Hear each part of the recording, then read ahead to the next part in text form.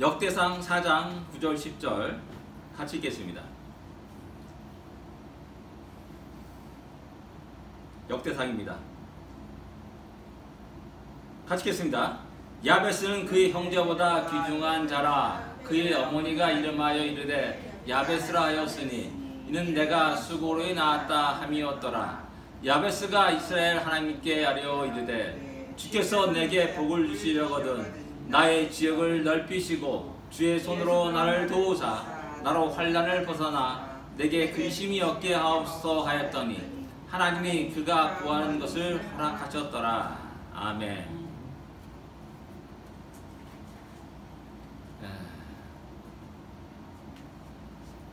야베스의 기도, 우리가 너무 잘 알고 있는 말씀입니다. 95년도인가 1995년도인가 이게 아마 전 미국에 대유행했고, 야베스의 기도라 이제 액자에 나가지고 뭐 또 여러 가지 그런 어떤 작은 책자라든지 용품들이 많이 쏟아 나온 적이 있었습니다. 95년이 96년인가 그랬던 것 같아요. 또 한국에서도 역시 마찬가지로 이 야베스 기도에 대해서 많이 이렇게 이야기했던 그런 시대가 있었습니다. 그래서 저는 이제 이렇게 성경 읽으면서 이렇게 항상 물음표를 한번 달아봅니다. 왜 하나님 이곳에 이런 말씀을 기록해 놓으셨을까? 라는 그런 이렇게 물음표를 합니다. 그래서 쭉 그 물음표를 찾다 보면은 하나님 내게 퀴즈를 내시는 것 같다라는 그 생각이 듭니다. 퀴즈. 너 한번 이 문제 풀어봐라. 이거 퀴즈를 내시고 열심히 또 생각하고 여러 가지 자료를 보면서 그 퀴즈를 풀어가는 그런 느낌이 들 때가 있습니다. 그래서 성경은 그냥 우리가 읽기만 하는 책이 아니라 끝없이 하나님과 나와의 대화의 그런 책이구나. 우리를 또한 생각하게 하는 책이구나라는 그 것들을 이렇게 최근에 와서 이제 느끼게 됩니다. 제가 말씀드렸듯이 역대상 1절부터 9장까지 쭉 창하게 계속해서 이름만 나옵니다. 내가 전혀 모르는 이름들이 많고요. 이거 어떻게 연결될지 모르겠습니다. 이 말씀이 왜 이런 족보를 갖다 장황하게 9장까지 이렇게 기록했는가라는 그 생각을 했는데 저희 어머니가 돌아가시면서 약간은 이해하게 됐어요. 그게 뭐냐면은 어머니가 딱 돌아가시면서 제 머릿속에 딱 생각나는 게 뭐였냐면 수많은 사람들의 이름이었습니다. 사실은 어머니와 관계된 많은 사람들의 이름들, 우리 당숙들도 생각나고 또 수많은 사촌 외갓집 그 모든 사람들이 생각나는 그런 것들을 경험합니다. 그래서 성경도 이 이름이 바로 그러한 역할을 하고 있지 않는가 하는 그런 생각을 문득 한 적이 있습니다. 그래서 어느 정도 약간 이해하게 됐죠. 여러분 퀴즈 가운데 또 뭐가 있냐면은 11개 하나를 읽다 보면은 몇 장인지 기억이 없는데 이 우시아와 아사랴라는 이름이 동일 인물입니다. 동일 인물이에요. 근데 이 동일 인물의 이 두 이름을 갖다가 같은 장에 기록하고 있다는 겁니다. 그게 너무 궁금해가지고 제 이제 고덕길 목사님한테, 제 동기 목사한테 글을 써가지고 질문 던졌어요. 왜 같은 장에 이렇게 다른 두 이름이, 동일 인물이 두 이름이 같이 기록됐는가? 그런 것도 이렇게 질문했던 적이 있습니다. 뭐 여러 가지 퀴즈가 있습니다. 아마 제가 이제 오늘 야베스의 기도도 그런 퀴즈 가운데 하나라 이렇게 말할 수가 있습니다. 왜 하나님은 이곳에서 야베스의 기도를 기록하게 하고 또 그 기도가 응답되었다는 사실을 성경은 이야기하고 있냐라는 겁니다. 앞뒤 문장을 쭉 전후로 상황을 쭉 살펴보면 다 모두가 이름으로 기록되었거든요. 오직 야베스만이 그의 탄생 기록과 그의 기도가 또한 기도가 응답되었다는 그 사건을 딱 4장 9절 10절에 기록하고 있다는 사실입니다. 왜 하나님은 이것을 기록하게 했을까? 성경 아무리 뒤져봐도 야베스란 이름이 다른 데 나오는 것이 거의 없습니다. 딱 이스라엘 역사, 이스라엘 북왕국 이스라엘이 멸망할 때 살룸이란 반역자 살룸이 나오는데 살룸의 아버지가 야베스라는 것, 그게 딱 나오고요. 여러분 잘 알다시피 길랏 야베스 지명입니다. 길랏 야베스가 거기서 야베스라는 게 나오고요. 다른 데서는 나오지 않습니다. 여기하고 이제 이스라엘 왕국이 멸망당할 때 즈음에 야베스라는 이름이 살룸의 아버지로 나타나고 있음을 보게 됩니다. 아무리 다른 것을 뒤져봐도 나타나지 않습니다. 그런 것이 저에게는 하나님의 퀴즈 같은 것으로 항상 의문점이 나왔다라는 사실입니다. 근데 왜 이 야베스의 기도가 중요한가? 이것을 이해하기 위해서 먼저 우리는 이 역대기가 기록된 그 시대적 배경을 한번 생각해 볼 필요가 있다는 사실입니다. 이 역대상은 바벨론 포로에서 돌아온 후에 기록된 성경입니다. 그래서 원래 유대인 성경에서 보면 제일 마지막에 있는 게 역대상합니다. 가장 암울한 시기, 어려운 시기, 하나님이 절대적인 위로가 필요한 시기였다는 사실입니다.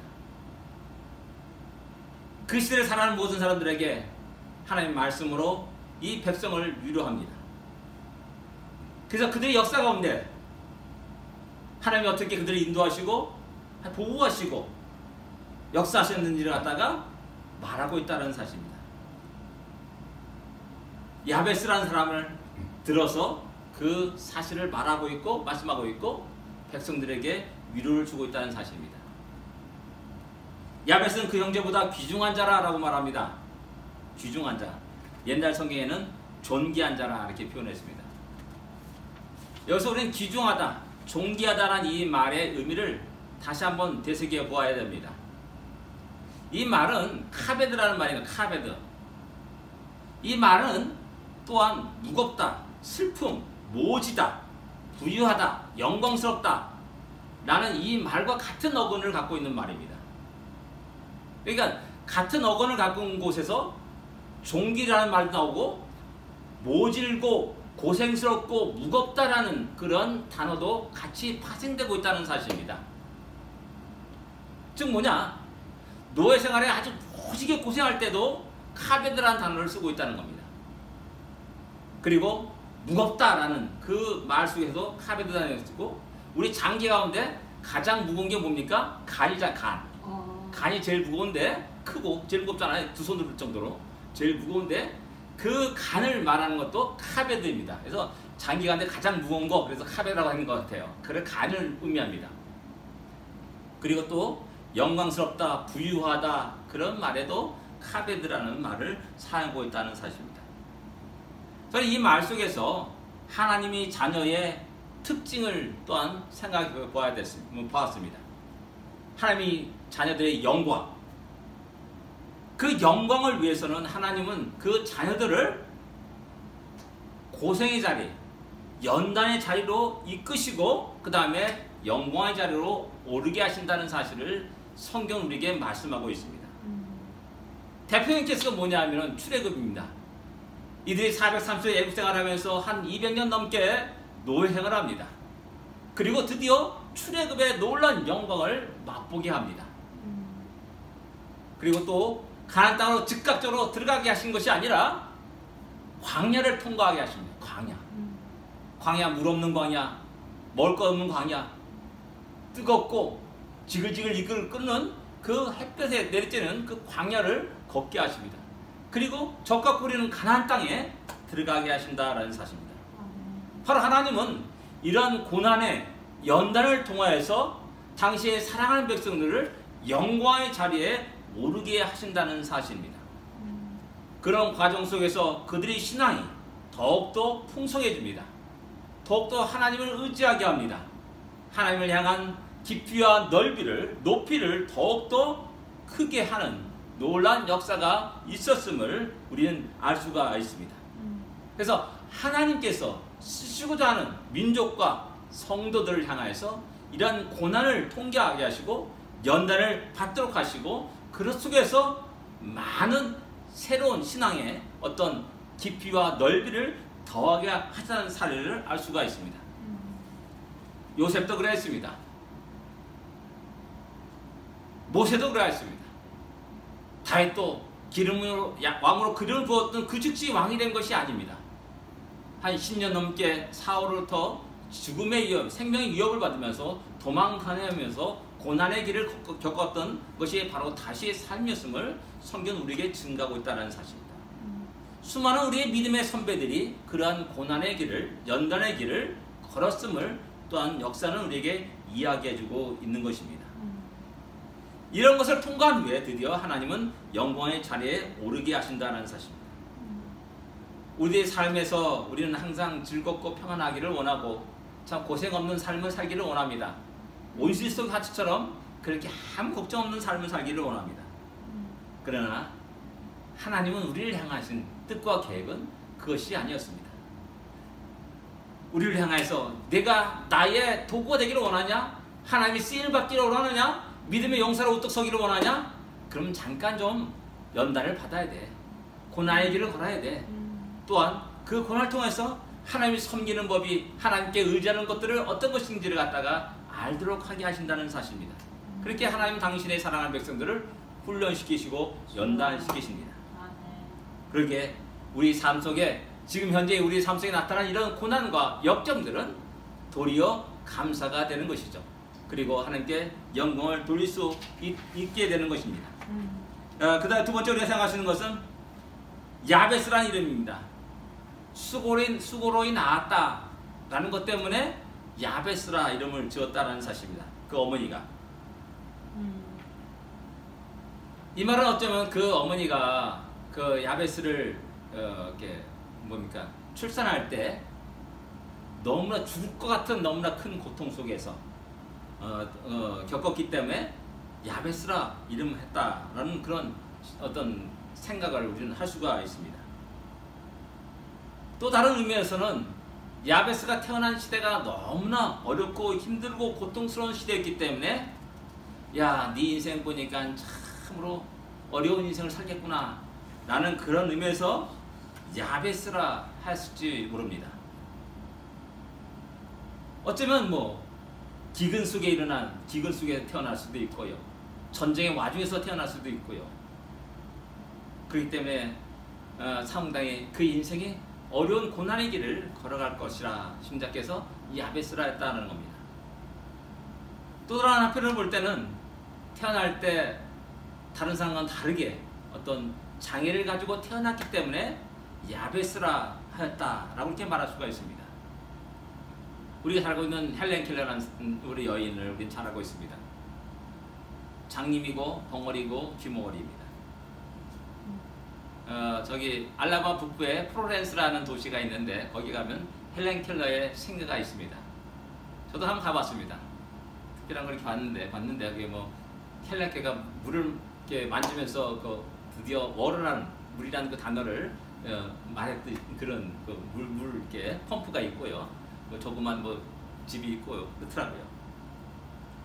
어쩌면 야베스가 그런 상태에서 태어났기 때문에 어쩌면 그 이름을 야베스라 했다 이렇게 말할 수가 있습니다. 또 다른 면에서는 그의 잉태가 특별한 경우라고 말할 수 있습니다. 예기치 않은 잉태일 수 있습니다. 그런 경우가 어떤 것입니까? 어떤 간간당하는 그런 비극의 그런 모습을 경험하게 됐을 때 태중의 생명을 갖다가 너무나 아끼고 사랑하기에 죽을 수 없는 그래서 또 한 생명을 낳는 그런 것이라 할 수가 있습니다. 태어나기는 사회적 눈총을 받으면서 자라가게 되고요. 살아가게 됩니다.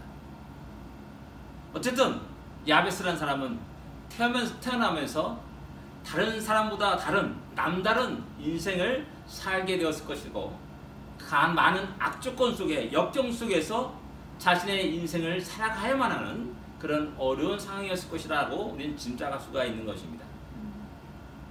근데 그는 중요한 것은 기도하는 사람이었다라는 겁니다. 네. 일반적으로 어려운 의문을 겪게 되면은 반사적인 경향으로 가지기 쉽고요. 또 한편으로는 더욱더 그 인격이 성숙되는 모습으로 나타날 수가 있습니다. 근데 야베스는 참으로 감사하게도 하나님을 의지하고 하나님께 기도하는 사람으로 긍정적인 면으로 나타냈다는 사실입니다. 네. 이렇게 볼 때 그 어머니가 얼마나 그에게 신앙적으로 가르쳤는지를 우리는 짐작할 수가 있는 거고요. 또 자신의 인생에 가장 어려운 그 모든 시기들을 신앙으로 극복하고 승리한 사람이라고 말할 수가 있는 것입니다. 다른 사람들은 자신의 재능을 의지하면서 살아갈 때 야베스는 하나님 당신은 이밖에 없습니다. 아멘. 당신이 아니면 난 살아갈 수 없습니다 라면서 아멘. 하나님을 붙잡고 하나님께 기도하고 간구하며 살아갔을 것이라는 겁니다. 아멘. 다른 사람들이 부모의 재물을 가지고 편안한 삶을 누리고 살아갈 때 야베스는 오직 하나님께 의지하면서 주의 공급하심과 도우심을 의지하면서 살아갔을 것이라는 사실을 짐작하게 되는 겁니다. 아멘. 인생에서 어려움을 당할 때 대부분 사람들은 친척이 있고 형제가 있고 그렇기 때문에 그들을 찾아가가지고 도움을 구합니다. 근데 야베스는 그런 도움을 구할 만한 없기에 오직 하나님께 나아가서 무릎 꿇고 기도하는 것밖에 없었다는 사실입니다. 눈물로 통곡하며 하나님께 부르짖는 것밖에 없었다는 사실입니다. 이런 야베스의 입장은 더욱더 간절히 하나님만을 의지하게 하였고 하나님께 부르짖게 하였다는 사실이죠. 저희 어머니 기도가 그래야했습니다. 과거로 한 몇십 년, 64년에 혼자 되셨으니까는 무려 60년 가까이, 60년 됐죠. 그 시간 동안 저는 어머니의 기도를 잠깐 들은 적이 있습니다. 때를 쓰는 겁니다. 때를 쓰는 거예요. 무조건 때를 쓰는 겁니다. 어쩌면 야베스가 그렇게 하나님께 때를 쓰면서 살아온 것은 아닌가 하는 그런 생각을 하게 됩니다. 야베스 처지가 그래야 했고 야베스가 살아간 시대가 그래야 했을 겁니다. 사도행전에 나오는 아레다라는 이 말이 우리 그냥 하나님 나 이런 것이 있습니다 도와주세요 라는 이런 식의 말로 생각하는데 그게 아니라 크게 외치는 겁니다. 부르짖는 겁니다. 하나님 당신이 없으면 난 도저히 살 수 없습니다. 당신이 도움이 없으면 도저히 살 수 없습니다. 아멘. 당신이 채워주지 않으면 공급해 주시지 않으면 나는 한 주도 살아갈 수 없습니다 라면서 간절히 부르짖는 것이 이 아레다는 말입니다. 하나님이 함께하지 않으면 도저히 살아갈 수 없는 존재. 그러기에 하나님을 더 의지할 수밖에 없고 하나님을 찾을 수밖에 없는 것이 바로 야베스의 상황이었고 그런 것들이 그런 속에서 하나님이 순간순간 도우시고 인도하시는 것들을 경험하면서 그는 온전한 바른 신앙인으로서 성숙해 나가는 것들을 우리 짐작할 수가 있는 겁니다. 역경이 어려움들이 수많은 환난과 고난들이 그를 더욱더 하나님을 의지하게 하는 신앙으로 만들었고 빚어갔다는 사실입니다. 우리는 너무 많은 것을 가지고 있어서 우리는 하나님께 부르짖지 않는 것은 아닌가. 우리의 삶이 너무나 평안해가지고 하나님께 기도할 필요가 없이 살아가고 있지 않은가. 내 주위에 너무나 많은 친구들이 또 내 주위에 너무나 많은 의지할 것들이 있어가지고 하나님을 의지하지 않고 살아가는 인생은 아닌가 하는 생각을 한번 해볼 필요가 있습니다. 그러나 다시 한번 우리는 우리 자신의 모습의 실체를 돌아볼 필요가 있습니다. 우리가 하는 것이 얼마나 됩니까? 우리가 의지하고 있는 것이 얼마나 대단한 존재됩니까? 우리의 무능력과 우리의 무지함을 깨달아야 됩니다. 우리가 할 수 있는 것이 아무것도 없다는 사실을 알 때 비로소 우리는 무릎 꿇고 하나님께 기도하게 됩니다. 우리가 무지함을 깨달을 때 드디어 우리는 하나님께 기도하면서 주여 주의 지혜와 능력을 구합니다.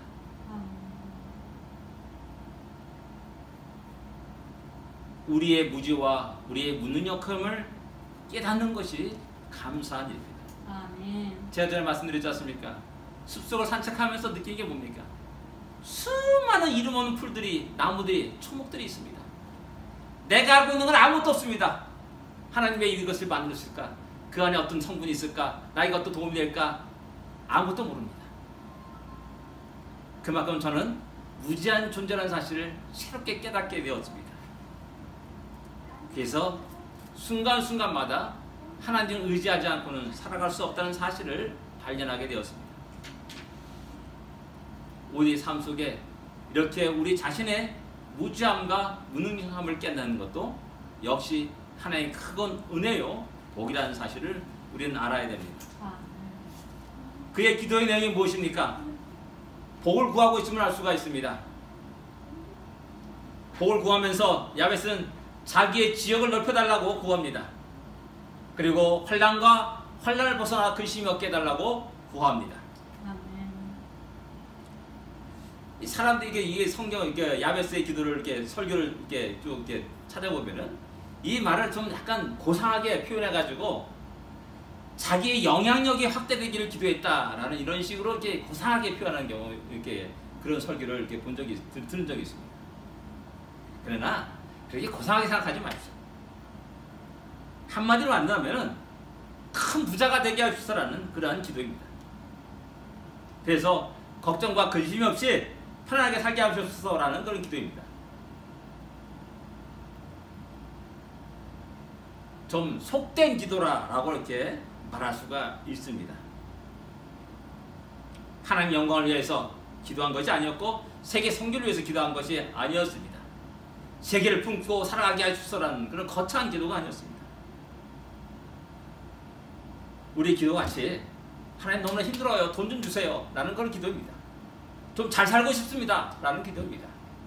그리고 좀 남은 생애가 좀 편하게 살고 싶습니다 라는 그런 기도였습니다. 어떻게 보면 우리 기도와 너무나 똑같은 겁니다. 속된 기도요, 세상적인 기도라 말할 수 있고 물질적인 것을 구하는 기도라 말할 수가 있습니다. 그런데 하나님은 그의 기도를 들으셨습니다. 아멘. 왜 그렇습니까? 우리의 기도는 들으시지 않는데 왜 야베스의 기도는 들어주셨냐라는 겁니다. 야베스의 기도와 우리의 기도의 차이가 무엇이냐라는 겁니다. 왜 우리는 우리의 기도에, 하나님은 우리의 기도에 응답하지 않는가? 너무 불공평하신 것은 아닌가? 라는 그런 생각이 들기도 합니다. 기도의 내용 같지만은 그 기도를 하는 자의 인격이 다른 것이라는 사실입니다. 우리는 이것을 무시합니다. 기도 내용은 똑같습니다. 저 사람이 가는 주여 나 부자 되게 하소서 라는 기도와 내가 하는 주여 나를 부자게 되게 하소서 라는 그 기도와 똑같습니다. 내용은 똑같아요. 그러나 저 사람의 인격과 나의 인격이 다르다는 사실입니다. 야베스는 비록 땅을 구하고 근심 없기를 구하였지만은 그것을 구하는 동기와 목적이 우리와 너무나 차이가 나는 겁니다. 우리는 어떻습니까?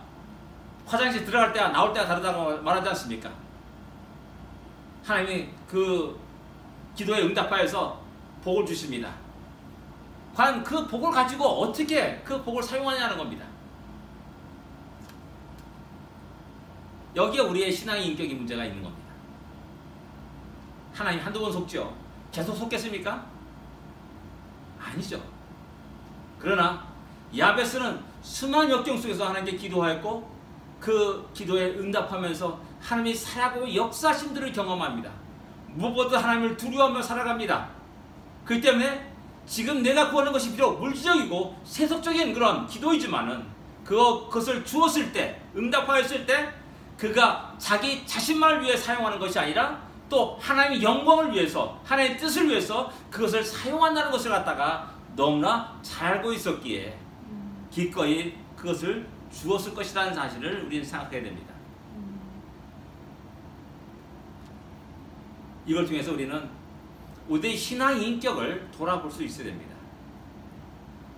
과연 나는 지금까지 하나님이 나의 길을 인도하시고 나의 삶 속에서 여러 모양의 은혜를 부어주시고 축복하시고 복을 주셨는데 과연 나는 그것을 통해서 하나님께 감사드리며 하나님께 영광을 돌리며 하나님의 영광을 위한 그 일에 그 모든 것들을 사용했느냐는 겁니다. 가장 간단히 우리 자신의 시간만 봐도 그렇지 않습니까? 우리 자신의 가정만 봐도 그렇고요. 우리가 자녀들에게 대하는 그런 모든 것도 또한 같다는 겁니다. 우리 자녀들을 향하여서 우리는 무엇을 기뻐하며 감사하며 자랑합니까? 공부 잘하는 것 자랑할 수가 있습니다. 또 돈 많이 버는 것, 잘 버는 것, 성공하는 것, 그것을 자랑할 수가 있습니다. 그럼 무엇보다도 그 영혼이 하나님께 온전히 드려지고 그 영혼이 하나님께 헌신된 삶을 사는가, 그것에 대해서 우리는 관심을 갖고 있냐라는 겁니다. 또 우리 자녀들, 어린 자녀들이 그런 관점에서 잘 자라고 있느냐라는 겁니다. 이것이 바로 우리 자신의 신앙의 인격이라 말할 수가 있는 겁니다. 야베스는 하나님이 기뻐하시는 신앙의 인격을 가지고 하나님께 구하였고 하나님께 나가였고 하나님의 뜻에 합당하게 자기의 시간과 재능과 인생을 드렸다라는 사실이죠. 왜 이 야베스 기도가 중요합니까? 이 야베스 기도는 바로 역대 상하의 주제가 되는 말씀이기 때문에 그렇습니다. 그의 고난과 기도가 바로 이스라엘 역사이기 때문에 나타나는 사실입니다. 이스라엘 역사를 펼쳐보면 한시도 평안한 날이 없었습니다. 끝없이 외침을 받으면서 포로가 되고 종이 되고 하는 그러한 역사를 계속 반복되었다는 사실을 우리는 잘 알고 있습니다. 그러나 야베스의 인생도 똑같은 인생을 살았습니다. 그러나 하나님은 야베스를 귀중한 자, 존귀한 자가 되게 하셨습니다. 모진 고생과 모진 역경 속에서 하나님이 그를 세우셨습니다. 아멘. 모든 압조건을 가지고 있었지만은 그런 존귀한 자가 되었고 귀중한 자가 되었습니다. 바로 이스라엘 역사도 그러하다는 겁니다. 모진 역사의 파도를 헤치며 그들은 살아왔습니다. 그들의 역사 속에 한시도 평안한 날이 없었습니다. 하나님은 야베스를 그 이스라엘 모든 백성들에게, 당시 사랑하는 백성들에게 보여주시면서 너희 역사가 어렵고 힘들다고 해서 너무나 고생스럽다고 해서 불평과 원망 속에 살아가느냐? 아니다. 이 야베스를 보라라는 겁니다. 야베스라는 이름한 이 인생을 보라라고 말하는 겁니다. 이 어두운 시대에 오직 하나님만을 의지하고 살아간 이 야베스를 보라라고 이스라엘 백성들에게, 모든 믿음의 후손들에게, 우리들에게 말씀하고 있는 겁니다. 자신의 모든 악조건을 불평하지 않았습니다. 도리어 오직 하나님을 철저히 의지하면서 살아간 야베스라는 그 인생을 주목할 것을 우리에게 말씀하고 있는 겁니다. 모든 어려움들을 기도로 승리한 야베스라는 그 인생을 볼 것을 우리에게 촉구하고 있는 겁니다. 사랑하는 성도 여러분들, 오늘 야베스라는 사람을, 그의 인생을 한번 돌이켜보았습니다. 고난의 시대에 살아가는 우리들에게 하나님 오늘 이 시간 우리에게 무엇을 말씀하십니까? 다시 한번 우리가 야베스의 기도를 생각하면서 우리 자신의 모습을 돌아볼 수 있기를 원합니다. 기도하겠습니다. 우리는